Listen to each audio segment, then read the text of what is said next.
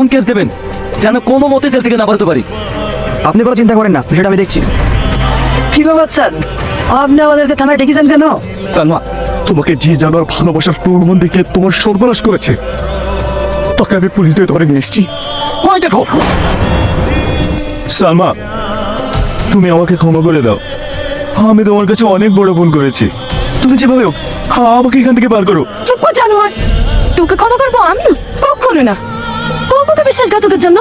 আজ ভালোবাসার প্রতি মানুষের বিশ্বাস হারিয়ে আমি চাই তোর জন্য ফাঁসি হয়। চলো। কি হলো বাপ, চলে যাচ্ছ যে? আমাদের কর্তব্য শেষ, তাই আমরা চলে যাচ্ছি। টনি, কর্তব্য শেষ হয়ে যেতে পারে, কিন্তু আমার কর্তব্য শেষ হয়নি। এবং তোমাকে আর তোমার আব্বাকে অপমান করার জন্য আমি মন থেকে ক্ষমা চাইছি। আব্বা, আমিও টনিকে অনেক ভালোবাসি, তাই টনিকেই আমি বিয়ে করতে চাই। ব্যাস, তাহলে তো হয়ে গেল। আমি কালকে তো ধুমধাম করে বিয়ে দেবো, কি বলেন? হ্যাঁ স্যার। আরে স্যার বলছেন কেন? আরে বিয়ে বলেন, বিয়ে।